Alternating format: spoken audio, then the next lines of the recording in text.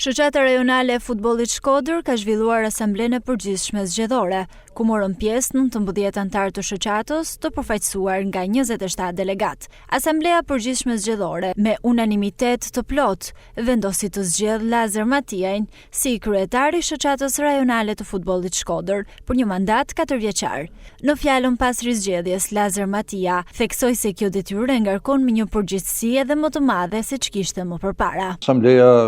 e radhës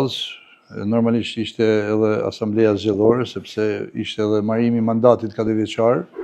për kryetarin e shoqatës edhe për përfaqësues të shoqatës në asamblenë e përgjithshme të Federatës Shqiptare të Futbollit. Përgjegjësia është jashtëzakonisht e madhe, por ajo që është për të theksuar,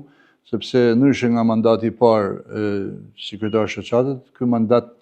ishte një proces krejt ndryshe, proces shumë i qetë, transparent, të gjithë njerëz të sportit, të bazës, por jo vetëm,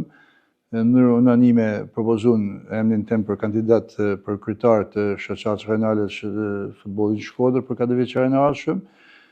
Duket në pamje të parë se është një privilegj, por unë nuk e marr ashtu, pavarësisht besimit dhe vlerësimit që këto shoqata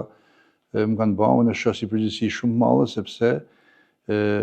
shoqatat ta kanë dhënë besimin, kanë dhënë mbështetjen maksimale, kanë propozuar gjitha shoqatat,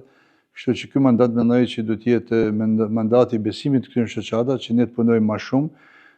të shfrytëzojmë maksimalisht njëritë tona, përvojën që kena ndër vite, përvojën e fituar gjatë këtyre mandatit të parë, që shoqata Rajonale e Futbollit Shkodër të jetë model në Shqipëri, jo vetëm nga numri, por edhe nga cilësia, sepse e dim se cilin qytet dhe cilin rajon përfaqësojmë. Gjatë asamblesë u miratuan raportet dhe buxheti 2026, si dhe u zgjollën delegatët për Federatën Shqiptare të Futbollit. Po ashtu propozuan edhe kandidaturat e Armando Dukos për president edhe Blendi Fevziut për komitetin ekzekutiv.